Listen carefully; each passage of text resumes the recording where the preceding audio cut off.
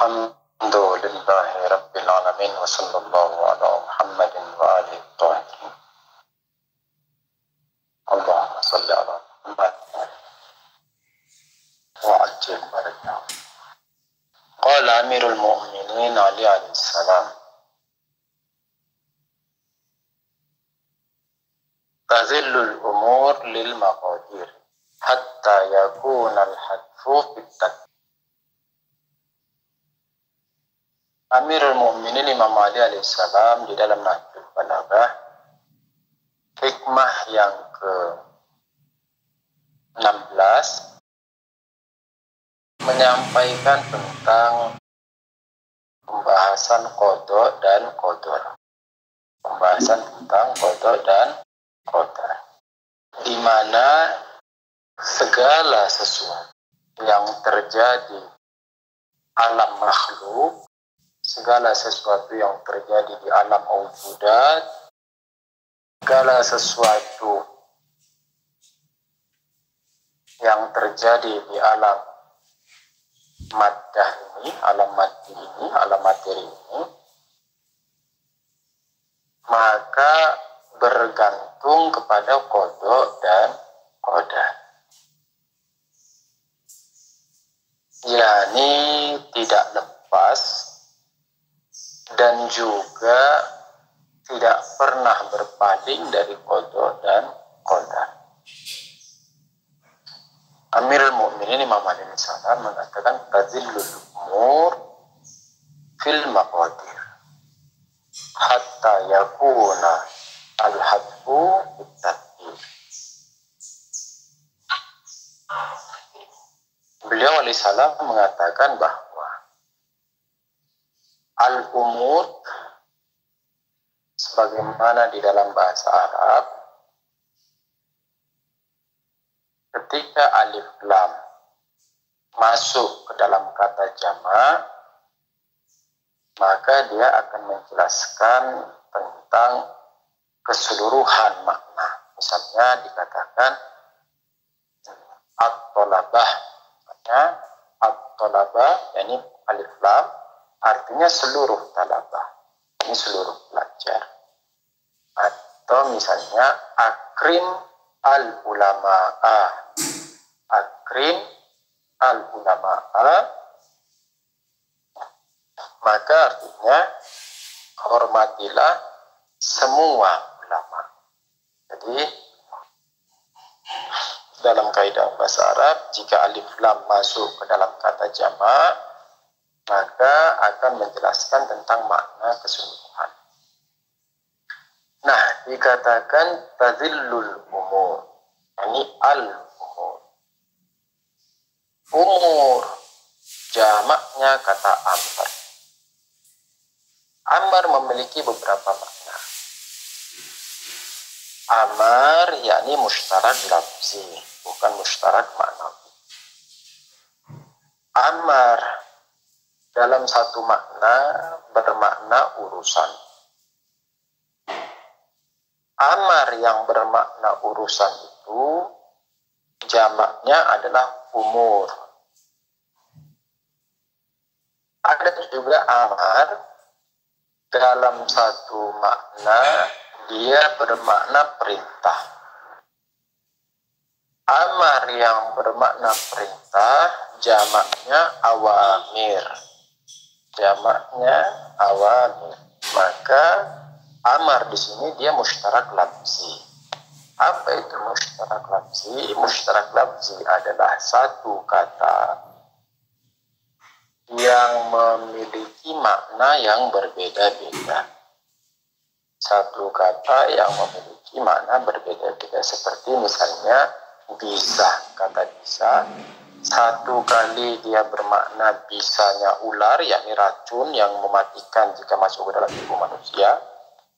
Satu kali bisa bermakna dapat melakukan, yakni bisa. Misalnya saya bisa melakukan hal ini, yakni saya dapat melakukan. Nah, itu disebut mustarak lafzi. Amar juga.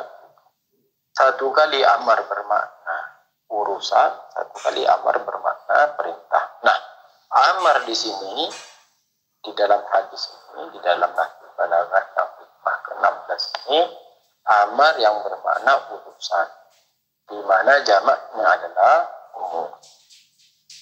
Dikatakan tazillul umur bil maqadir. Umur seperti saya katakan sebelumnya bahwa ketika alif lam masuk di dalam kata jamak, amar jamaknya, amar yang bermakna urusan jamaknya adalah umur. Artinya yakni urus segala urusan-urusan, karena ada alif lam yang masuk ke dalam kata jamak. Ini segala urusan. Apa maksudnya segala urusan? Yakni segala urusan, baik urusan dunia, urusan ukhrawi, urusan yang berhubungan dengan seseorang, yakni individu, atau urusan yang berhubungan dengan kelompok atau koloni misalnya, atau perlawanannya individu, majemuk misalnya, atau koloni atau majemuk. Yakni segala urusan. Zalla yazillu yakni tunduk. Zalla yazillu yakni tunduk. Nah, dikatakan segala urusan tunduk kepada maqadir. Maqadir jamaknya qadar. Yakni apa? Yakni ketentuan-ketentuan. Qadar. Qadar yakni ketentuan-ketentuan. Qadar bermakna ukuran yang sudah ditetapkan. Qada bermakna ketentuan, qadar yakni ukuran yang sudah ditetapkan. Nah, sebelum kita membahas hadis ini, alangkah baiknya kita membahas sedikit tentang qada dan qadar sehingga bisa memahami dengan tepat makna hadis dari Amirul Mukminin Imam Ali bin Salam.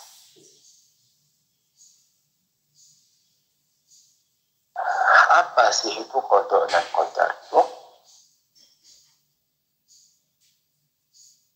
Qada dan qadar di dalam bahasa Arab memiliki 3 makna. Yakni terkadang ketika dikatakan qada, maka bermakna menciptakan suatu perbuatan. Nah, ini ketika seseorang mengatakan qada itu, yakni aku menciptakan sesuatu atau aku menciptakan suatu perbuatan.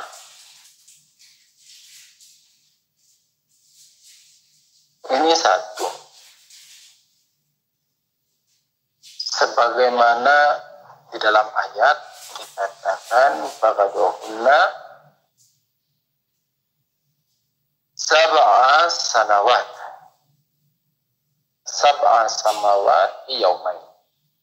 Ini diciptakannya mereka 7 langit di dalam 2 hari. Jadi bermakna penciptaan. Qada ini di sini bermakna penciptaan. Makna kedua dari qada bermakna mewajibkan, bermakna melazimkan, bermakna mengharuskan. Sebagaimana di dalam ayat yang lain dikatakan wa qadza rabbuka alla ta'budu iyyah.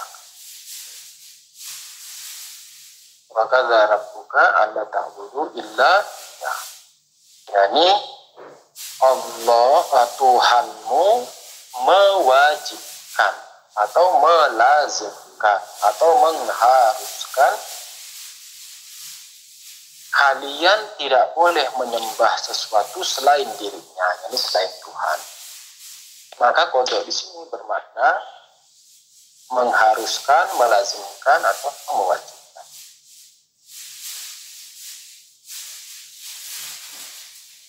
Ini makna kedua. Makna ketiga, kodok terkadang juga bermakna memberi kabar atau memberitahukan atau mengkabarkan atau menjelaskan. Ini makna kodok yang ketiga.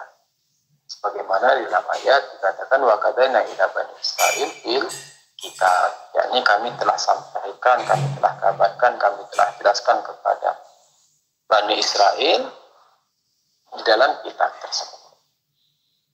Ini tiga makna tentang kodok. Lalu apakah ketiga makna ini bisa berlaku? Yakni ketika dikatakan ini sudah sesuai dengan kodok dan qadar Tuhan, apakah ketiga-tiga makna ini berlaku di dalam kodok dan qadar Tuhan ini? Kita katakan makna yang pertama ini tidak bisa berlaku bagi kodok dan qadar Tuhan.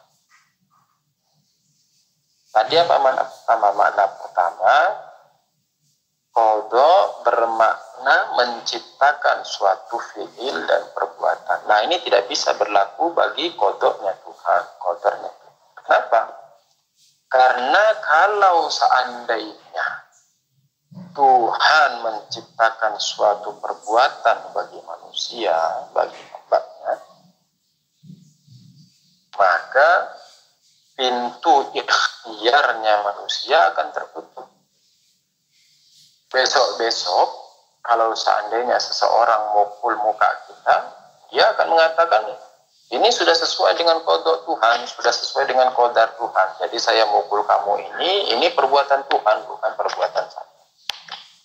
Kan ini bertentangan dengan akal fitrah kita. Di mana kita secara wijdan, kita secara fitrah, kita mendapati diri kita bahwa kita memiliki ikhtiar dan pilihan. Kita memiliki pilihan bisa melakukan sesuatu atau meninggalkan perbuatan tersebut. Kita memiliki ikhtiar untuk memukul atau meninggalkan pukulan tersebut. Kita memiliki ikhtiar untuk misalnya berbohong atau tidak berbohong. Dan kita mendapati diri kita demikian. Yakni seandainya misalnya ditanya satu persatu, kamu mau makan atau tidak mau makan? Kamu mau minum atau tidak mau minum? Lah kan kita bisa memilih mau minum atau tidak mau. Yakni kita mendapati diri kita secara fitrah, kita meyakini, dan secara badi'i, secara gamblang, secara daruri, kita melihat dan mendapati diri kita bahwa kita memiliki ikhtiar, memiliki pilihan. Ikhtiar yakni pilihan. Kita memiliki pilihan, yakni Tuhan tidak memaksa kita untuk makan, minum.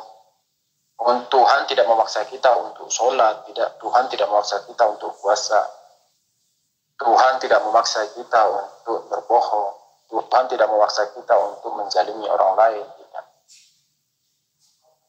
Jadi yang pertama, kita mendapati bahwa dalil kita, ini seandainya orang bertanya, kenapa kamu mengatakan bahwa Tuhan tidak menciptakan fi'il dan perbuatan bagi kamu? Yang pertama, jawaban kita bahwa kita mendapati diri kita bahwa kita memiliki ikhtiar. Yang satu.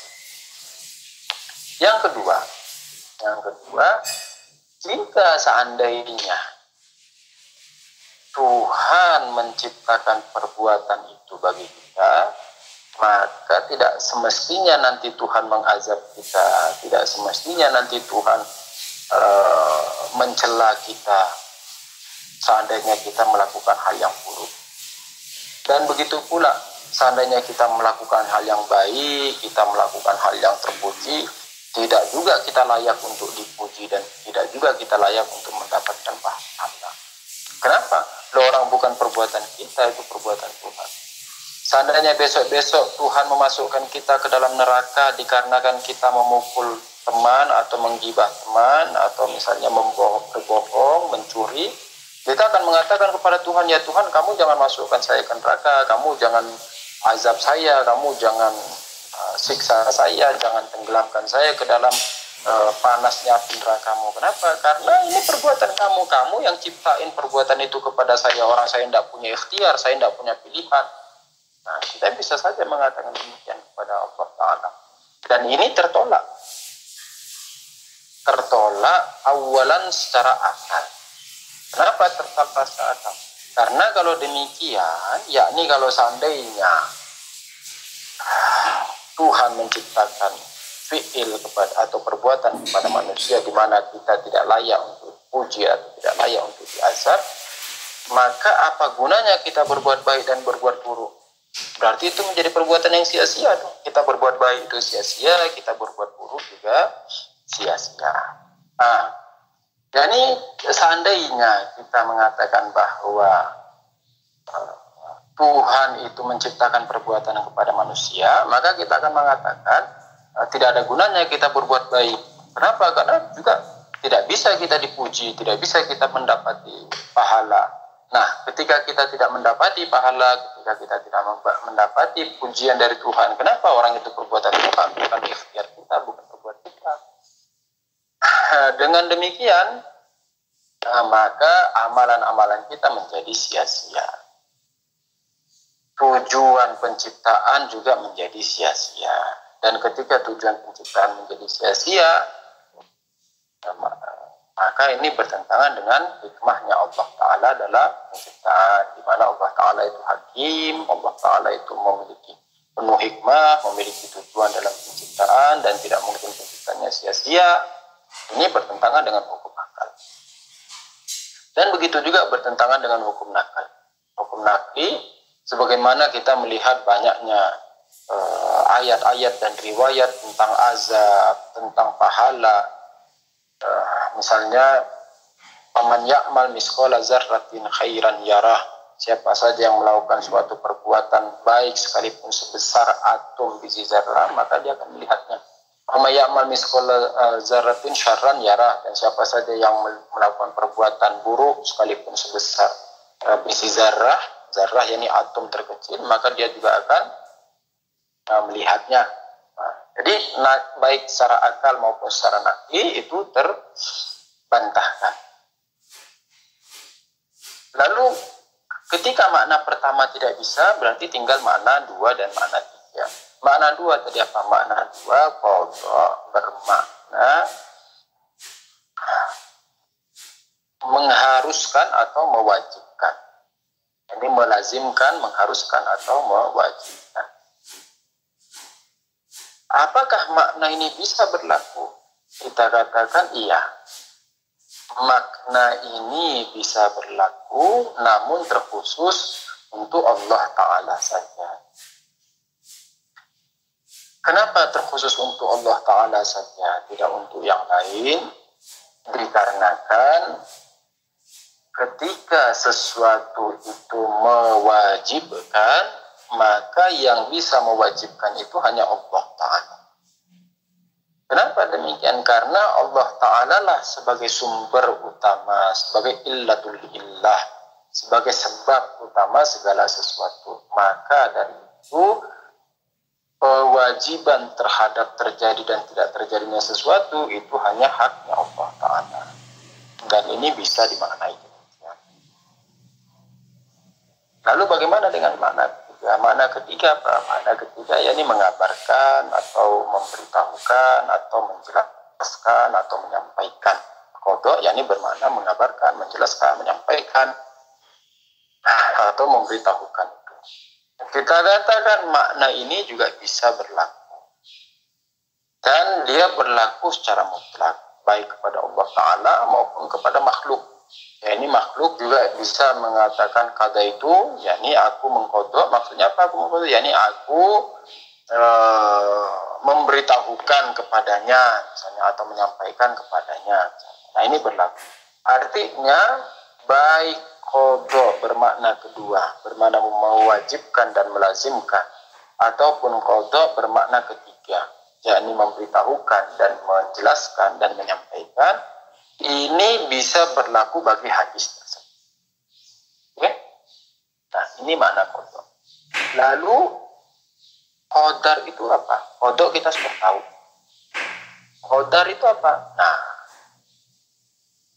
kita sedikit bahas pembahasan ilmu kalam dan filsafat sedikit lah, biar antumnya juga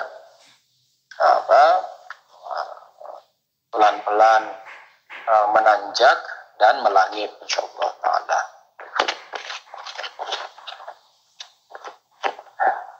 Ibnu Sina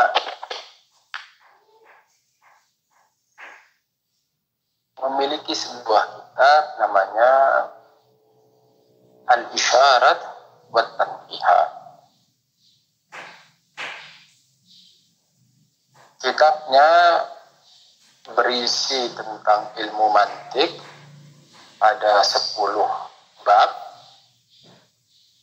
dan juga setelahnya itu ilmu filsafat dan irfan, ada 10 bab. Jadi totalnya ada 20 bab atau 20 pasal totalnya. Tapi di dalam setiap bab itu ada beberapa cabang-cabang. Jadi 10 babnya mantik itu juga ada pasal-pasal, ada cabang-cabangnya, dan 10 babnya filsafat dan irfan juga ada pasal-pasal. Nah, kitab Isyarat dan Tanbihat ini punya Ibnu Sina ini disyarah oleh beberapa ulama besar, salah satunya Fakhrur Razi dari ulama Ahlus Sunnah wal Jamaah.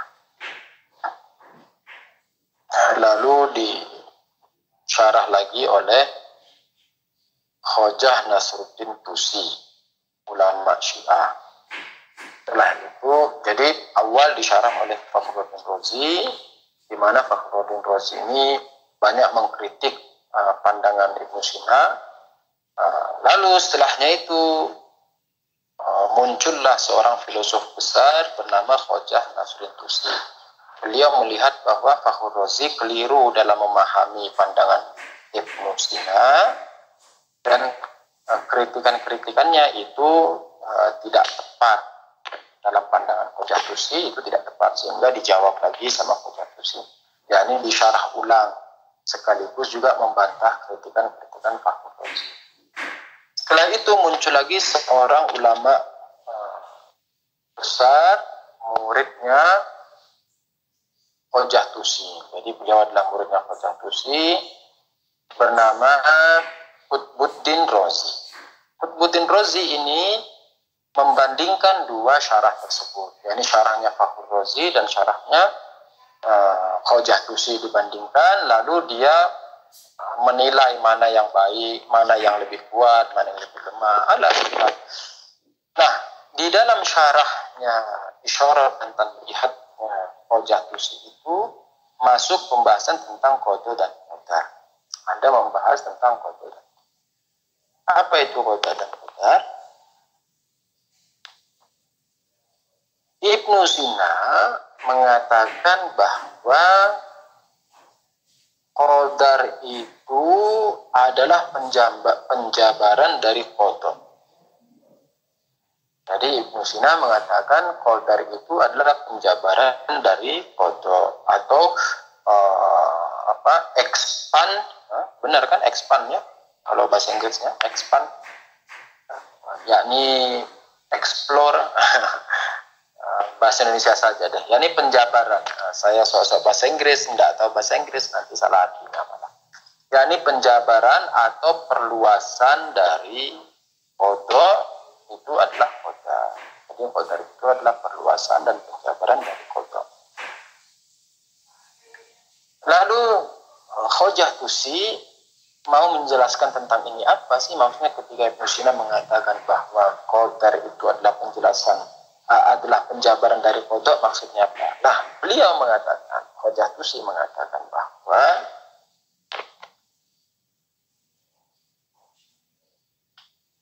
di dalam penciptaan, di dalam hakikat penciptaan ini,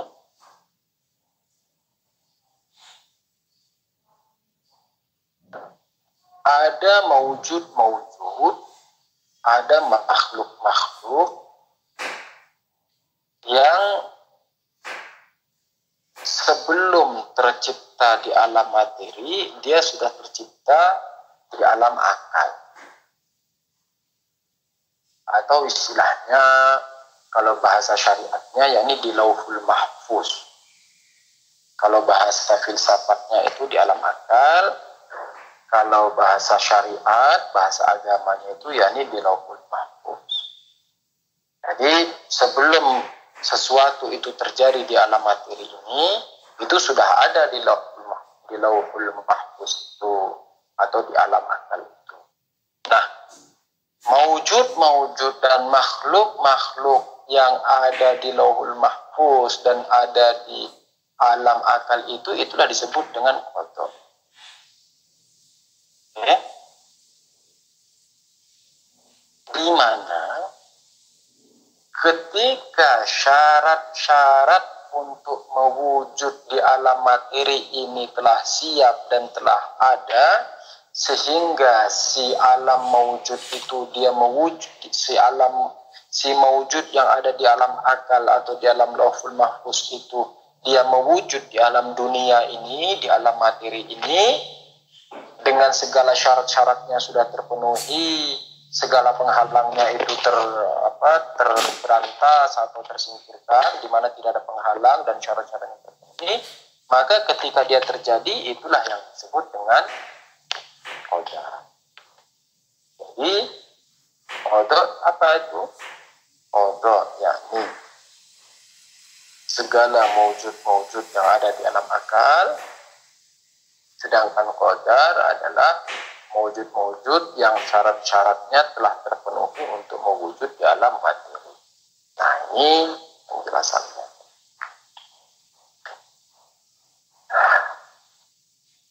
Misalnya apa? Contoh misalnya. Jadi ini nanti berhubungannya ke ilmu Tuhan, yang pembahasannya di ilmu Tuhan. Contoh misalnya begini. Sambil kita masuk ke hadis Amirul Mukminin salam. Contoh misalnya, kita barangkali kita mengira bahwa kalau seandainya saya menjalankan usaha ini,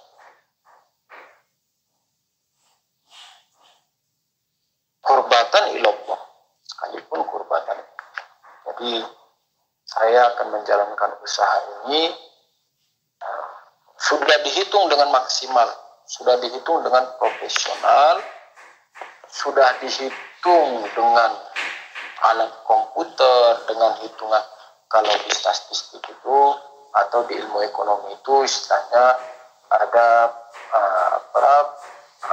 menghitung probability dulu, margin error dulu, dihitung dulu misalnya quality control dulu dan sebagainya, sudah dihitung, sudah oke, yakni secara profesional sudah sip. Yakni seandainya kita menjalankan, contoh misalnya kita mau jualan apa, mau jualan dagang pisang goreng. Nah, jadi sudah dihitung, sudah dianalisis bahwa oh ya masyarakat setempat suka pisang goreng. Harga pisang saya bisa beli misalnya dari Bandung satu kilo misalnya sekian, minyak goreng sekian. Jadi modal misalnya 1 juta, kalau laku semua bisa dapat 2 juta. Nah, ini kan keuntungannya bagus nih. Potong biaya karyawan, potong biaya ini, bersih saya bisa dapat misalnya 300.000 per hari. Wah, ini menjanjikan nih. Jadi sudah dihitung semua. Namun ketika berjalan, dia mendapati bahwa loh, kok usaha saya ini justru menghancurkan saya. Loh, kok usaha saya ini justru membuat saya semakin terpuruk misalnya. Atau justru nauzubillah membuat dia semakin jauh dari Tuhan misalnya. Atau membuat dia terhina di mata masyarakat misalnya. Padahal dia sudah hitung, sudah bagus. Tapi kok ada hal-hal yang di luar perhitungannya. Atau malah dia sudah hitung dengan bagus, tumpur. Jadi dia sudah hitung, sudah analisis, sudah bagus, tapi kok bisa tumpur. Nah, lalu dia mengatakan apa? Dia mengatakan untuk menenangkan hatinya, dia bilang, ya ini sudah takdir Tuhan. Jangan langsung dulu takdir Tuhan.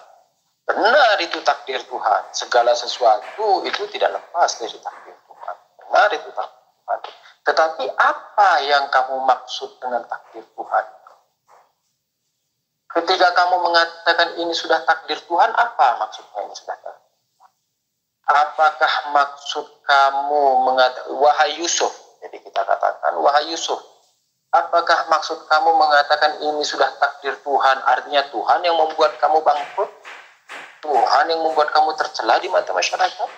Tuhan yang membuat kamu misalnya dikarenakan usahamu lalu kamu meninggalkan akhiratmu, lalu kamu berpaling dari Tuhanmu? Apakah ini maksudmu? Yani Tuhan yang menjadikan hal ini semua? Kalau maksudmu demikian, maka kami tidak setuju. Namun kalau maksudmu bahwa ini adalah takdir Tuhan, maksudnya bahwa segala sesuatu yang ada di muka bumi ini, jika syarat-syaratnya terpenuhi, maka dia akan terjadi. Oh, itu kita setuju. Kita menyepakati hal itu. Artinya apa? Contoh misalnya kita mau buat nasi apa ya, nasi kuning misalnya, buat nasi kuning. Nah, contoh kita mau buat nasi kuning. Syarat-syarat untuk membuat nasi kuning itu misalnya kita sudah buat ada kunyitnya, ada santannya, ada serehnya, ada kapulaganya, ada cabenya sedikit, ada bunga lawang, walhasil Anda tidak tahu campur-campur lah, ada kemiri sedikit. Dengan syarat dia harus ditanak dalam durasi misalnya 5 menit. Lalu santannya tidak boleh kental, santannya tidak boleh pecah, misalnya gitu. Setelah dia tanak, mesti dikukup lagi hanya selama 15 menit. Akan gitu. Nah, lalu apa lagi? Tidak boleh ada penghalang. Contoh penghalang misalnya apa? Contoh penghalang misalnya tidak boleh di situ udaranya lembab. Tidak boleh. Kalau udaranya lembab nasinya tidak bagus. Atau tidak boleh kena angin. Kalau kena angin nanti nasinya jemek dan sebagainya. Jadi syarat-syaratnya harus terpenuhi dan penghalang-penghalang itu harus disingkirkan. Kalau hal ini terjadi maka kita akan mendapati nasi uduk atau nasi lemak atau nasi kuning yang bagus. Begitu juga kalau seandainya syarat-syaratnya tidak terpenuhi atau terdapat penghalang, misalnya dia kena angin atau misalnya dia dalam udara yang lembab, sehingga mengakibatkan nasinya jadi bubur. Nasinya jadi bubur itu juga itu adalah takdir. Jadi takdir itu bukan hanya nasinya jadi bagus, enggak. Nasi jadi bubur juga adalah takdir. Kenapa takdir? Karena syarat-syarat untuk dia menjadi bubur itu ada. Apa salah satu syaratnya? Salah satu syarat nasi itu menjadi bubur adalah dengan terkenanya udara lembab. Atau misalnya kertas ini Kertas ini kan kalau dibakar, kebakar ya. Jadi tetapi memiliki syarat terbakarnya kertas memiliki syarat-syarat. Contoh misalnya apa? Contoh misalnya kita punya korek. Koreknya dihidupin. Hidup ya koreknya. Lalu koreknya harus dideketin ke bukunya, ke kertasnya ini. Nah, dideketin gini. Kalau koreknya di sini, terus kertasnya di sini, ya nggak kebakar-bakar. Jadi harus dideketin. Tetapi tidak boleh ada penghalang. Salah satu penghalangnya apa? Kalau kertasnya misalnya basah. Kalau kertasnya basah, ya nggak akan kebakar. Nah, berarti kertas tidak terbakar itu juga adalah takdir. Jadi kertas terbakar itu adalah takdir, kertas tidak terbakar itu juga adalah takdir. Kenapa? Karena salah satu kertas itu tidak terbakar karena syaratnya terpenuhi. Apa syaratnya? yakni kertasnya basah. Nah, ketika kertasnya basah, maka kertas tidak terbakar. Berarti takdirnya terpenuhi untuk tidak terbakar. Nah, ini maksud dari kodok dan qadar. Dengan demikian, kita bisa masuk membahas tentang hadis Amirul Mukminin Imam Ali bin Salam. Katakan tajidul umur lil maqadir. Segala sesuatu, segala urusan tunduk di hadapan qadar, yakni qadar Allah Ta'ala itu. Yakni apa?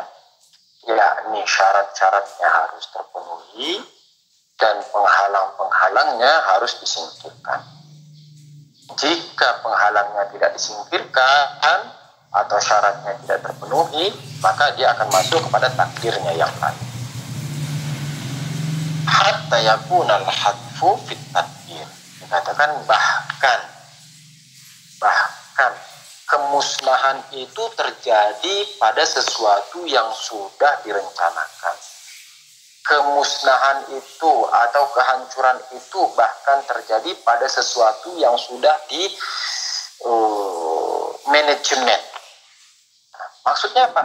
Yakni seperti yang kita contohkan tadi, kita sudah menganalisis, kita mau jualan pisang goreng, kita sudah analisis dengan bagus, pasarnya sudah oke, minat masyarakat sudah oke, harga pisang sudah oke, harga minyak sudah dihitung, harga pekerja sudah dihitung, dan sebagainya, dan sebagainya, dan sebagainya. Sudah dihitung manajemen dengan bagus, sudah diatur di manajemen dengan rapi, tapi juga masih tumpur, masih bangkrut. Nah, dikatakan hatta yakunal hadfu fil tadbir. Nah, ini bahkan ketika orang sudah manajemen dengan baik pun masih bisa bangkrut. Kenapa? Karena mungkin saja tiba-tiba misalnya musim hujan mulu. Nah, tiba-tiba musim hujan mulu, ya orang tidak mau keluar rumah beli pisang goreng, kan? Jadinya tidak laku. Nah, apa maksud dari hadis ini? Maksud dari hadis ini yakni dalam segala urusan apapun, dalam segala urusan apapun, maka kita harus mengembalikan dan menyerahkan serta menyandarkan segala urusan itu pada Allah Ta'ala. Yani kita berbuat, kita berikhtiar, kita katakan bahwa qada dan qadar dalam mazhab kita, dalam akidah kita bukan bermakna bahwa Tuhan menciptakan perbuatan baik dan buruk bagi kita, tidak. Tuhan memberikan ikhtiar kepada manusia. Kita tetap berikhtiar, kita berusaha, kita jualan pisang, kita jualan bakso, kita jualan sayur, kita jualan ayam goreng, kita jualan nasi goreng, kita jualan apalagi misalnya helm, jaket, baju, apalah. Kita tetap jualan hal itu. Yani kita berikhtiar untuk memancing rezeki dari Allah Ta'ala. Namun selalu kita mengunci diri kita bahwa kita menyandarkan segala urusan ini kepada Allah Ta'ala. Nah, inilah maksud daripada tawakal Allah. Kita tetap bertawakal, ya Allah, kami sudah berikhtiar, kuncinya ada di kamu. Kuncinya ada padamu, ya Allah. Nah, kurang lebih demikian pembahasan kita hari ini. Semoga kita bisa mengamalkan hal tersebut, ya, karena terkadang kita lalai. Contoh seperti misalnya peristiwa kapal Titanic. Nah, kapal Titanic gimana dulu kapal Titanic? Oh, kapalnya mewah, megah, bahkan si pembuatnya mengatakan ini kapal ini tidak akan tenggelam, sudah dikasih alat yang canggih dengan kapal penolong yang banyak, sekoci yang banyak, pokoknya sudah tidak akan ada keraguan. Nah, gitu keserempet sama gunung es itu, hancur sampai karam di tengah lautan. Nah, ini pelajaran bagi kita. Jadi banyak bisa, bukan hanya satu dua, bukan.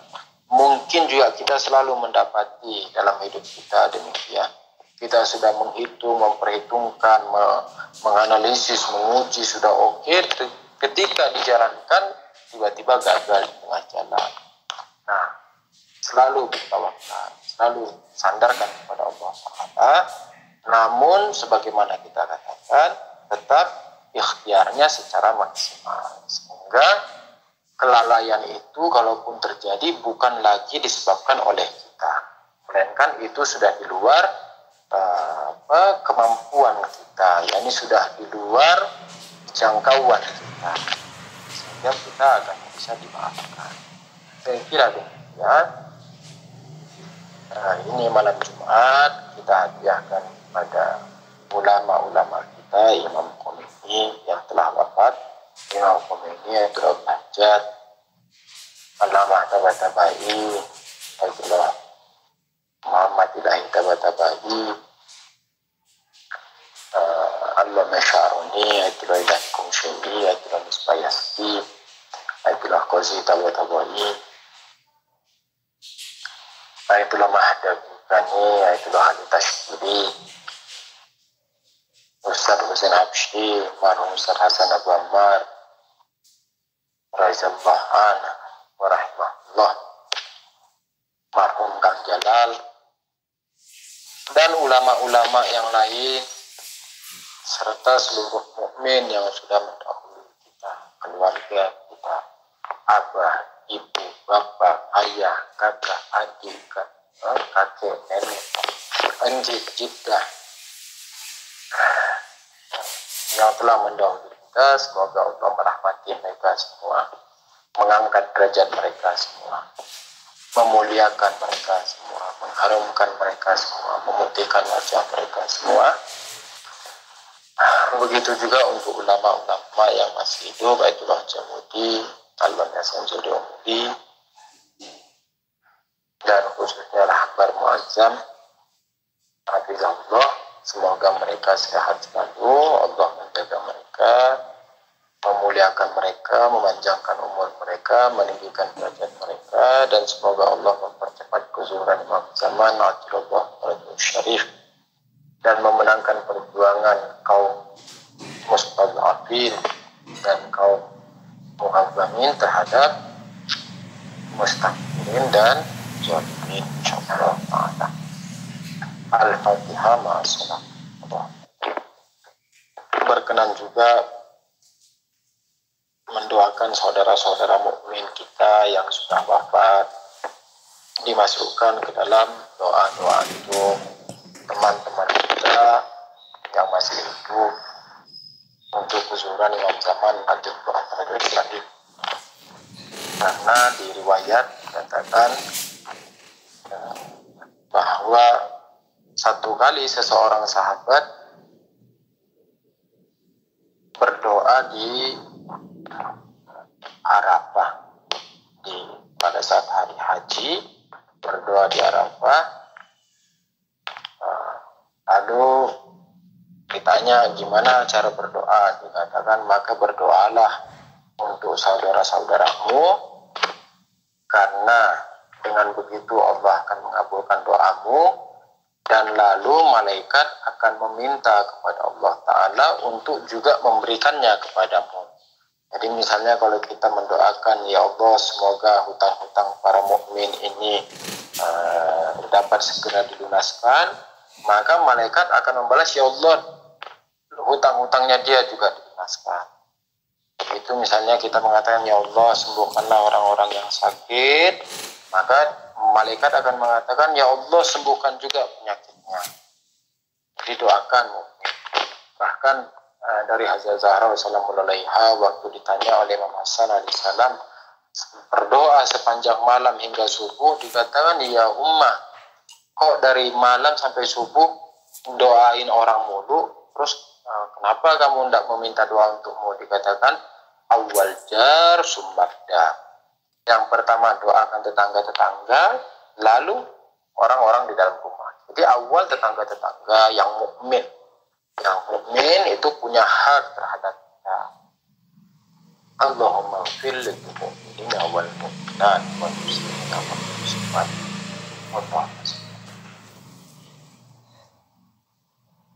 Oke.